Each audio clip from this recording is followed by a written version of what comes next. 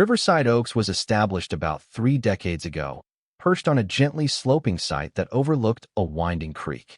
The developer had laid out streets in a neat, labyrinthine pattern, connecting cul-de-sacs and loops with carefully manicured sidewalks.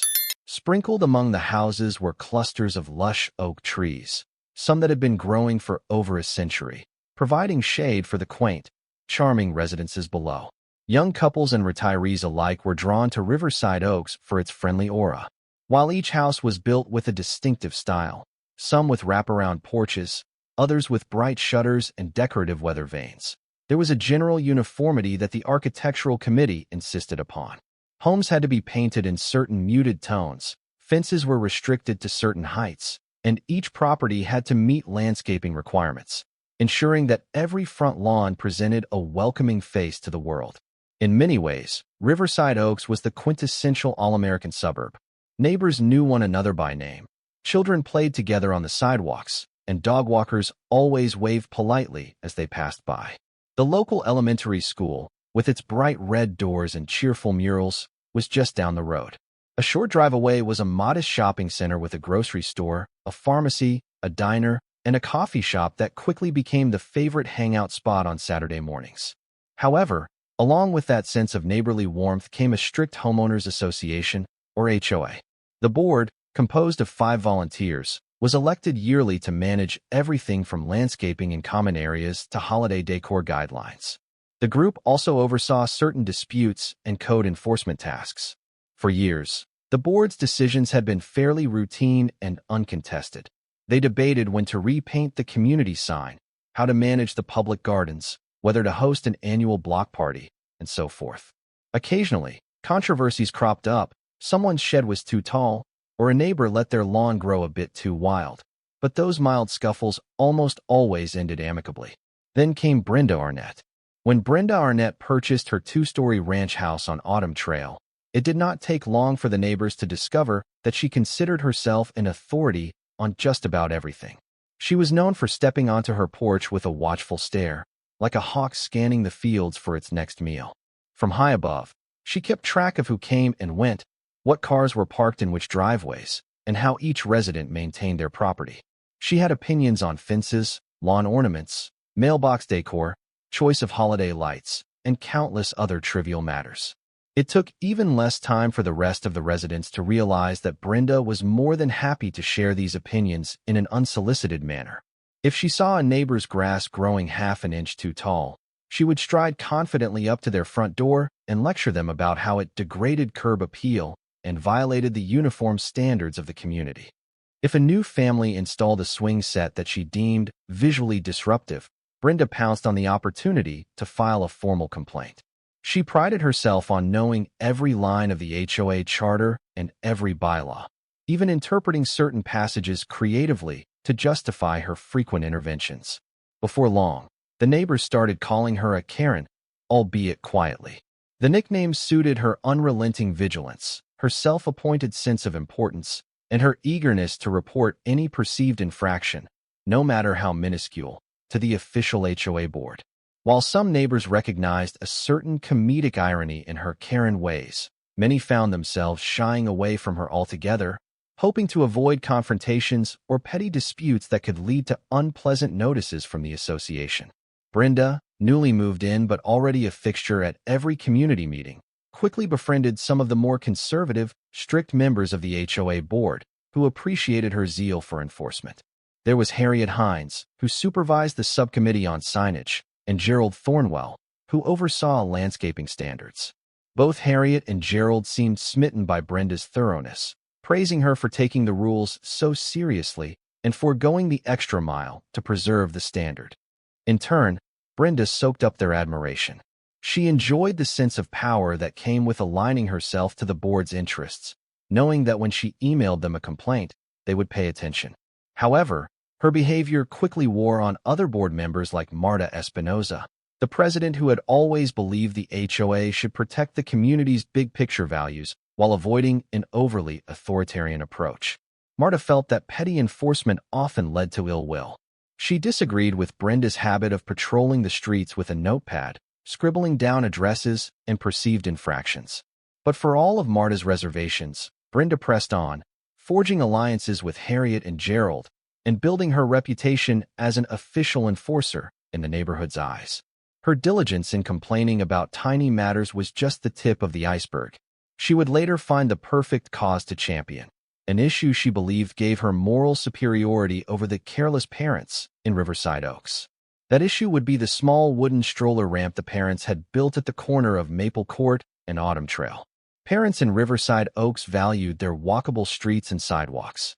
On any given day, one could see mothers and fathers pushing strollers, walking toddlers, and guiding older children on bikes, all weaving through the network of sidewalks that snaked between houses.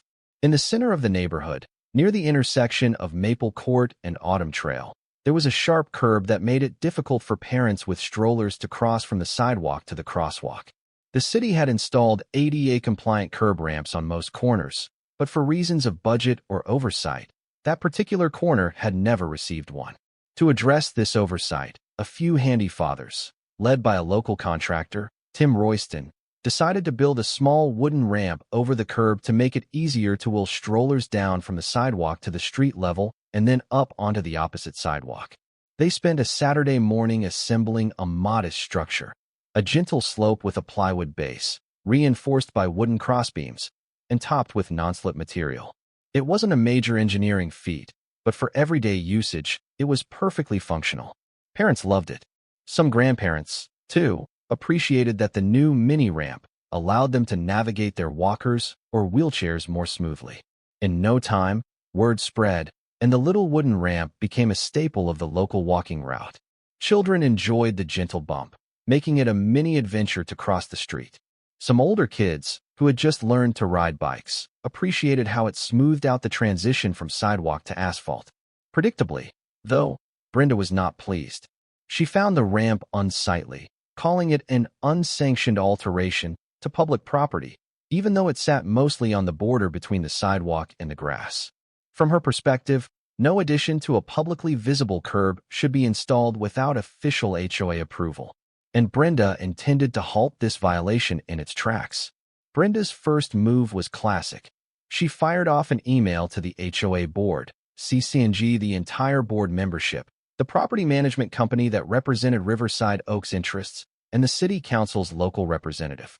In her email, Brenda wrote, "Subject, unauthorized ramp installation, potential safety hazard.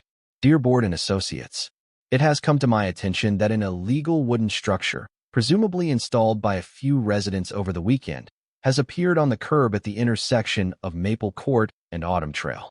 This is clearly a violation of the Riverside Oaks Architectural Guidelines, Section 5.2, regarding changes to public view. Further, this structure may be in violation of local ordinances regarding wheelchair ramps and public walkways, thus creating significant liability for the HOA if someone were to be injured. I strongly suggest we have it removed immediately before an accident occurs or we face lawsuits. As a diligent resident concerned with the safety and appearance of our community, I am requesting immediate action. Sincerely, Brenda Arnett, Riverside Oaks homeowner." The email caused a minor uproar among board members. Harriet Hines and Gerald Thornwell leapt to support Brenda's concern. Harriet raised questions about aesthetic uniformity, while Gerald fumed that the parents hadn't even asked for official permission. "If every resident built a ramp wherever they wanted," he said, "we'd have wooden lumps all over the sidewalks." They began pushing for the ramp's immediate removal, or at least an official condemnation until the matter could be resolved. But not all board members were on board with this reaction. Marta Espinoza argued that the ramp addressed a legitimate need and that no one else seemed to find it unsafe or hideous.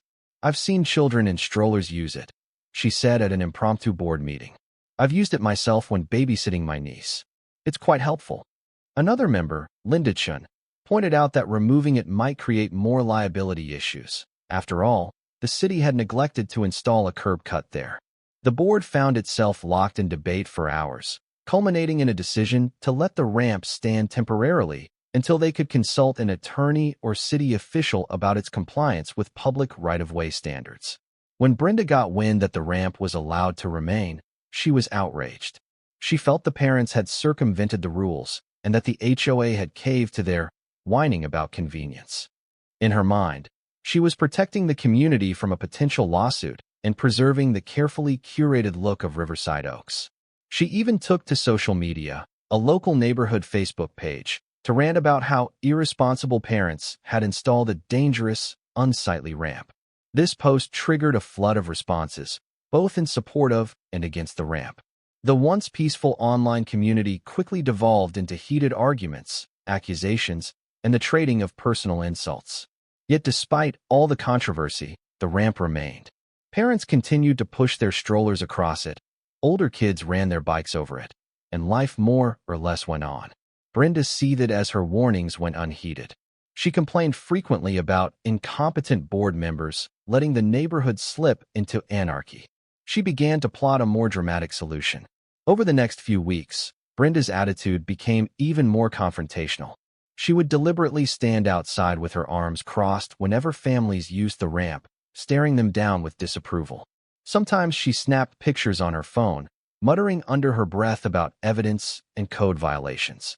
At other times, she would approach unsuspecting parents, scolding them about how the ramp was a hazard or a lazy excuse for not lifting your stroller over the curb. Word spread about Brenda's hostility, and families started taking slight detours just to avoid crossing paths with her. Meanwhile, the board's temporary allowance of the ramp was still in effect, and a formal review was scheduled in a month's time to decide whether or not the ramp could be made permanent. The parents, for their part, were optimistic. They saw the ramp as a common-sense improvement. If the city or HOA had no immediate budget or plan to fix the curb, they believed that the parents' initiative had provided a safe, workable solution. Brenda seethed at the thought of their positivity.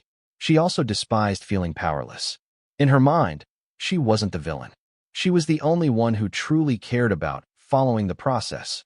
She believed the ramp was shoddily constructed and that someone could trip, fall, or drive into it, resulting in a lawsuit. She believed the board was incompetent for letting it stand.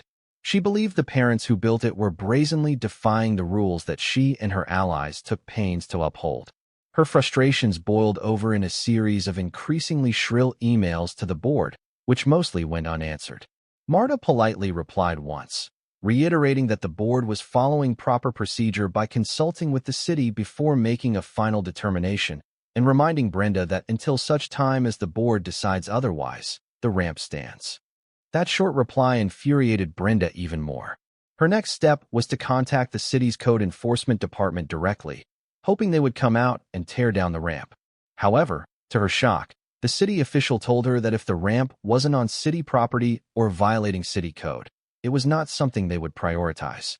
Indeed, the official in charge of sidewalks indicated that they typically had no issue with non-permanent structures that helped with accessibility, unless it was blocking traffic or clearly posed a hazard. This nonchalant response drove Brenda into a frenzy.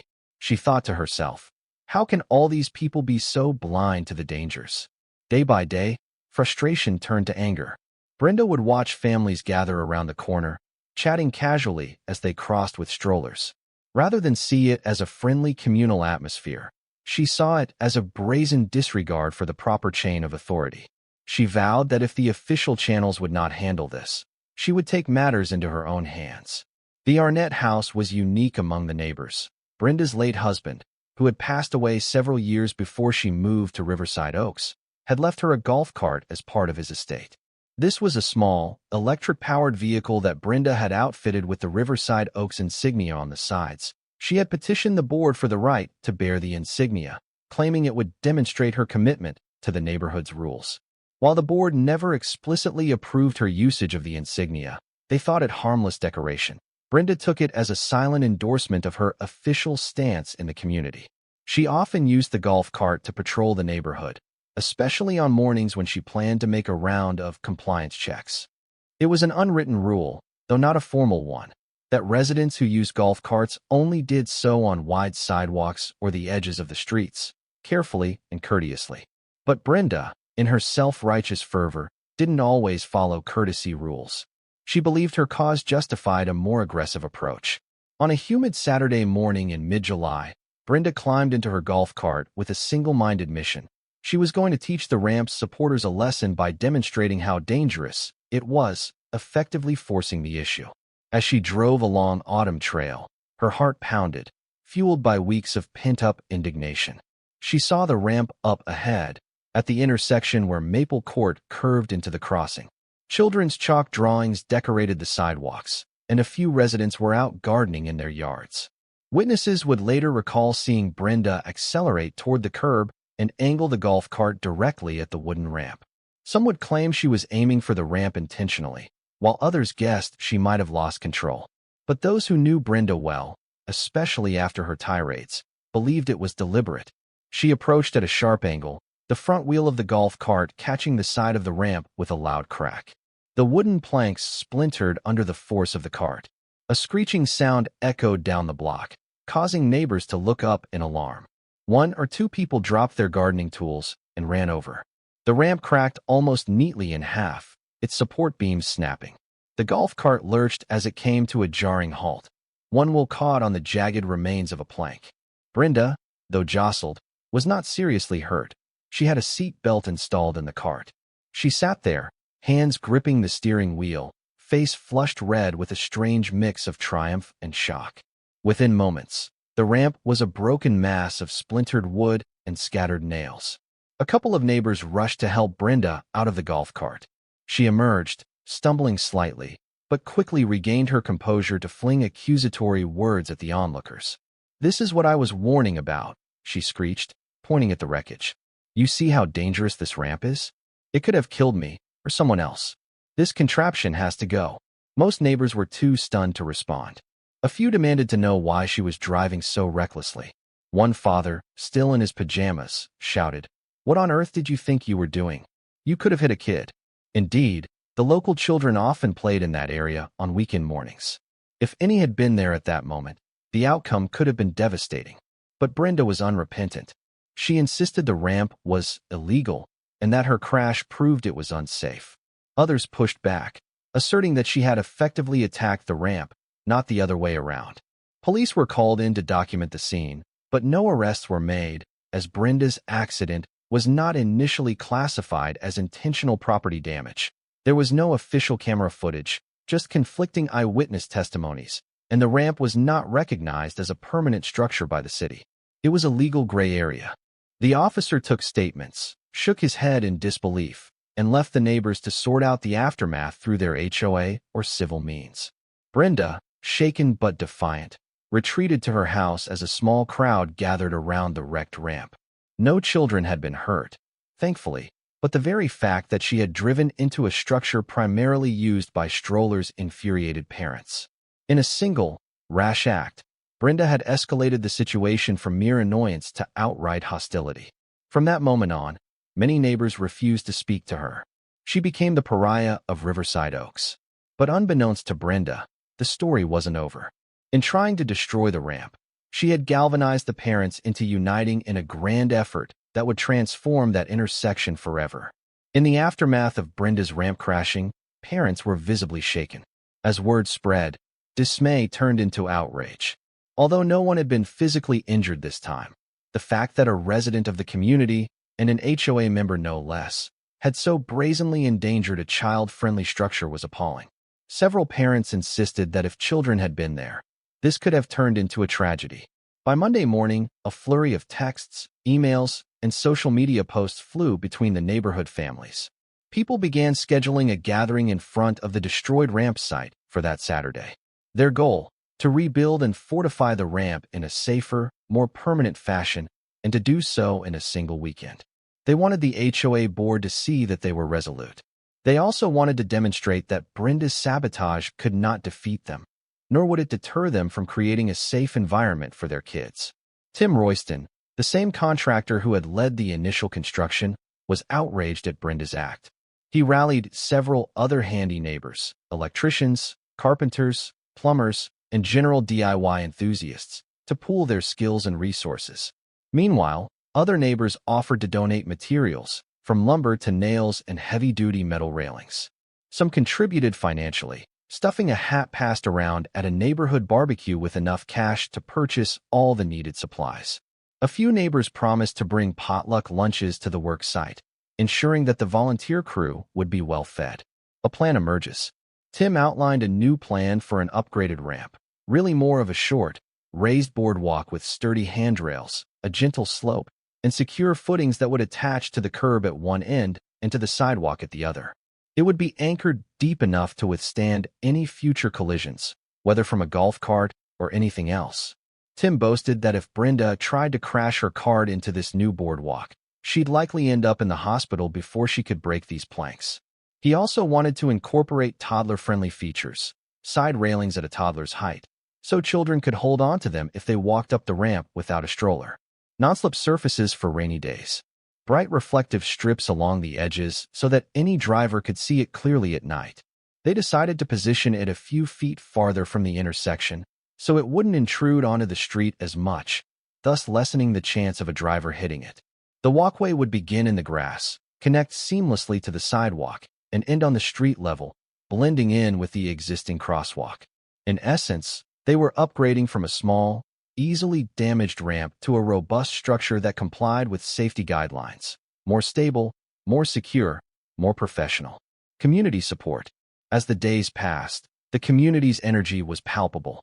Grandparents offered to babysit so parents could devote their time to construction. Teenagers volunteered to help carry lumber, measure boards, and assist wherever needed. Even some older children promised to hand tools to the adults or keep the work area tidy. It was more than just a neighborhood project. It was a statement of unity against the negativity that Brenda's sabotage had injected into Riverside Oaks. In the midst of these preparations, the HOA board met for an emergency session to discuss Brenda's actions. Although Harriet and Gerald tried to frame the situation as an unfortunate accident, the rest of the board was appalled by Brenda's recklessness. Marta, in particular, was furious at the near miss that could have caused child injuries. Even Harriet and Gerald, Brenda's usual allies, found themselves distancing from her, as they realized how poorly this incident would reflect on the board if they continued to support her. The board, in a 3-2 vote, decided to allow the parents' plan for a sturdier ramp and even expedite the process by approving it as a temporary structure pending final acceptance. This was a huge victory for the parents. In effect, they were free to build their boardwalk, and if it met the safety standards the board eventually recommended, it would likely become a permanent fixture. Brenda, having heard about the plan, tried to protest, claiming the ramp was useless, unauthorized, and not consistent with the neighborhood style. But her credibility was shot. No one wanted to listen to her self-righteous rant after she had driven a golf cart into a structure used by children. Her repeated attempts to block the construction fell on deaf ears. The following Saturday arrived, bright and warm with just enough breeze to make manual labor bearable. From the crack of dawn, Riverside Oaks buzzed with activity. Tim and his volunteer crew gathered at the site. They unloaded truck after truck of fresh lumber, metal brackets, screws, nails, and tools of every variety. Sawhorses were set up on the sidewalk, giving the site the feel of a bustling, open-air workshop. Before they started, Tim called everyone around, from neighbors in their mid-20s to older folks in their 60s, some with hammers slung over their shoulders, others gripping coffee mugs.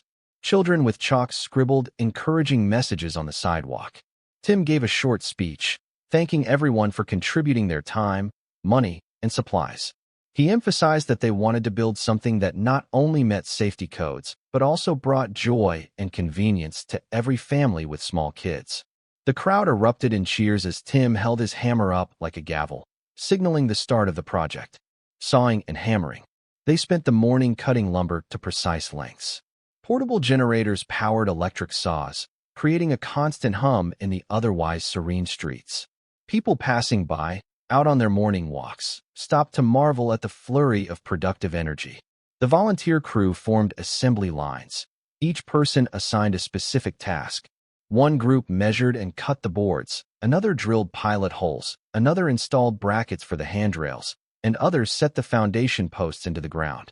Small children sat on blankets nearby, munching on snacks, watching their parents work. Some older teens learned new skills, like how to use a power drill or how to check the angle of a ramp with a level. Encouragement abounded. Every time a bracket was set correctly or a support beam fit snugly, the volunteers shouted a collective yes, or great work. By midday, the skeleton of the new structure had taken shape. The frame extended from the grass slope, over the corner of the curb, and onto the street. Parents took turns testing the angle and checking the slope with strollers and small wagons. One father even had the idea to push an empty wheelchair over it to mimic real-world conditions. Despite a few adjustments, everything seemed to be going according to plan. Lunch break and community spirit. At lunchtime, neighbors brought out folding tables laden with salads, sandwiches, pizza boxes, lemonade, and water coolers. People helped themselves, sitting on the grass, chatting, laughing, and sharing stories about the neighborhood's previous comedic controversies, like that time someone's inflatable Santa got stuck in an oak tree, or when a well-meaning dog rescue fundraiser accidentally set up a booth on a no-solicitation weekend. The sense of community pride was overwhelming. Strangers became friends, and acquaintances formed deeper bonds. During this break, the conversation turned to the unfortunate incident with Brenda's golf cart. Many wondered if she would appear to cause trouble, but Brenda's house remained quiet. Some claimed to have seen her standing at her window, peering through the blinds, but she never stepped outside. After her widely publicized ramp crash, it seemed she had chosen to keep a low profile, perhaps out of guilt, or perhaps out of fear of confrontation. A few cynics believed she might still be plotting something, but for the moment, the families worked in peace. Afternoon progress. After lunch, the team resumed. Now the focus turned to laying the decking planks and installing the railings. The new design included 2 sets of rails, one at standard adult height, and another about halfway down that was perfect for toddlers, so they could hold on if they waddled across the ramp on their own. They attached reflective strips to the edges, ensuring high visibility. Volunteers tested the structure by walking across it in various ways, pushing strollers, pulling wagons, even riding small children's bikes over it. It held firm, not a single wobble. By early evening, the final plank was screwed into place. The new boardwalk gleamed with fresh lumber. Volunteers cleared away the scraps of wood, policed the area for stray nails and screws, and disposed of the broken remnants of the old ramp. Then, with a collective sense of pride, they ceremoniously rolled a stroller across the boardwalk for a final test. It glided smoothly. The parents applauded. A few onlookers had tears in their eyes. It was a victory, not just against Brenda, but in favor of their children's safety and their community's cohesion. On Monday, Tim emailed photos and a brief description of the new boardwalk to the HOA board. He explained how they had taken every precaution to meet safety guidelines, and even offered to get an independent inspection if the board desired. By Tuesday, Marta replied with encouraging words. She was deeply impressed with the swift, organized action by the residents. She noted that she and the board members, minus Brenda, who had recused herself from voting due to her role in the incident, would conduct a site visit that weekend.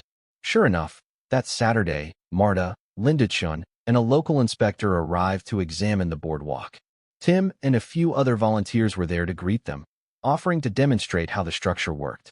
They tested the stability of the railings, measured the slope, and checked for any code violations. The inspector gave a thumbs up, remarking that it was as sturdy as any standard ramp or walkway I've seen. Marta was visibly happy. Linda Chun took photos for the record and exclaimed how impressed she was by the sense of community involvement. Despite Harriet and Gerald's reservations about the ramp's appearance, they could not deny the majority's support, or the thoroughness with which Tim's team had addressed every safety concern. The final board vote was held that evening. The structure was approved as a permanent fixture of Riverside Oaks, contingent only on routine checks to ensure it remained in good condition. The motion passed 3-2. Word spread quickly. The boardwalk was officially greenlight. Parents were elated. They posted celebratory messages on the neighborhood Facebook page, sharing photos of toddlers crossing the walkway, older children biking across it, and families taking group photos at the newly minted Toddler-Friendly boardwalk. Messages of solidarity and pride flooded in. Some neighbors even joked about making the boardwalk a tourist attraction for visitors, as a testament to how the community had come together. Brenda was conspicuously silent. She made no comments on social media. She filed no further complaints. Instead, she seemed to vanish from public life in Riverside Oaks, at least for the time being. Her plan to destroy the ramp had backfired spectacularly, leading the parents not just to rebuild, but to create an even better, safer, and permanent solution. In the weeks that followed, the saga of Karen's crash became the talk of the neighborhood. Children relished telling newcomers about how the angry golf cart lady had tried to destroy the old ramp. Teens giggled at the epic meltdown posted to the local social media page by Brenda, back before she was effectively shunned. Parents stood taller, proud of their new walkway and the story behind it. They felt validated by the final approval of the HOA, and they continued to watch out for each other, whether it was by sharing baby clothes, babysitting, or just lending a listening ear. Brenda's reputation, meanwhile, never recovered. She still lived in her house on Autumn Trail, but neighbors reported that she rarely ventured out except to drive to work or run errands. She missed several HOA meetings in a row, prompting Harriet to mention that Brenda was taking a sabbatical from board activities for personal reasons. Rumors circulated that Brenda might sell her house and move somewhere else, but no official for sale sign ever appeared. A few neighbors suspected that she was too stubborn to leave, even though her social standing had collapsed. Only once did Brenda attempt to appear at an HOA meeting after the boardwalk was completed. It was a monthly open session held at the community center. Many parents were there, either out of curiosity or to address unrelated agenda items. When Brenda walked in, the entire room seemed to hush. She took a seat at the back, arms folded. Throughout the meeting, she occasionally rolled her eyes or whispered sharply to Harriet, but she did not attempt to disrupt the proceedings. In the end, she left without making a single public comment. It was the opinion of most parents that Brenda's sabotage, while infuriating, had ultimately served a positive outcome. The boardwalk was now a safer, stronger solution than the simple ramp before. Had she not crashed into it, the ramp might have languished in half-permanent status, but her reckless act forced an immediate, clear decision from the board. In this way, Brenda's hostility had, paradoxically, done the parents a favor. Her sabotage had indeed highlighted her reckless disregard for child safety, as many labeled it, but it also became the catalyst for a permanent solution. Over time, the boardwalk became a beloved part of Riverside Oaks. People added small flower pots along the edges, someone painted a charming, childlike mural at the approach, and the reflective tape continued to do its job at night. Tim and his volunteers checked on it periodically, making small repairs if necessary, but overall it withstood the elements and foot traffic with ease. The new parents who moved into the neighborhood would be greeted with, "Oh, you'll love the boardwalk. It's so convenient for strollers." They would then hear the abbreviated version of the Karen story, how she tried to destroy it, but inadvertently strengthened the community's resolve. It became a local legend, told with a mixture of exasperation and laughter. For those who had been around to see the entire conflict unfold, it served as a reminder that even in the face of hostility and sabotage, a determined group of neighbors could rally together to protect their families and their rights. They learned that sometimes, the best response to aggression is unity and constructive action. The boardwalk stood as a testament to that principle, day after day, child after child, stroller after stroller. Many months later, as the seasons changed and Riverside Oaks prepared for a crisp autumn, the boardwalk project had long been deemed a triumph. Life moved forward. Another neighborhood cause took center stage, the management of the local park's pond, which needed dredging to prevent floods. Once again, the community organized, raised funds, and collaborated with the city. Brenda's name no longer came up often. Most of her old allies, Harriet and Gerald, had lost their seats in the most recent HOA election, replaced by more moderate members who valued compromise and neighborly goodwill over strict rule enforcement. Brenda herself remained in the shadows. Sometimes, residents would see her slip out of her driveway before sunrise or return after dusk. A few took pity on her, thinking how lonely her life must have become. But the majority felt she brought the isolation on herself by failing to show regret or empathy. She had aligned herself with the rules so rigidly that she forgot the heart of a community is made up of people, parents, children, families who need each other's support. In a final twist of irony, the city, alerted by the HOA's formal inspection request, decided to install a standard ADA-compliant curb ramp at a few corners throughout Riverside Oaks, finally addressing the original deficiency. But because the new boardwalk was already so well built and widely used, the city ended up endorsing it as a complementary structure. They merely put official signage near the crosswalk to ensure drivers slowed down, acknowledging the boardwalk's presence. Thus, Brenda's original complaint that the city needed to fix that curb was ultimately addressed, but not in the way she would have ever wanted. The saga of Brenda Arnett and the stroller ramp crash remains a cautionary tale in Riverside Oaks, a warning to future HOA enforcers that sometimes rules exist to serve a community's best interests, not to stifle them.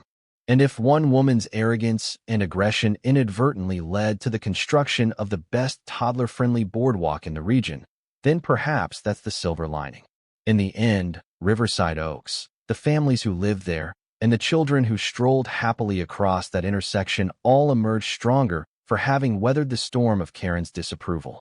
Years later, parents would still walk by that elevated boardwalk, point to its sturdy railings, and share the story with their kids. How a group of neighbors united to protect each other from a neighbor's destructive outburst, and how, together, they built something lasting, something that truly made their community a better place to live. In the gentle hush of a suburban night, a final glance at that boardwalk reveals an enduring truth. No matter how aggressive or arrogant one individual might be, the collective goodwill of many can overcome, heal, and transform. And that, perhaps, is the greatest lesson the residents of Riverside Oaks learned from their encounter with HOA Karen.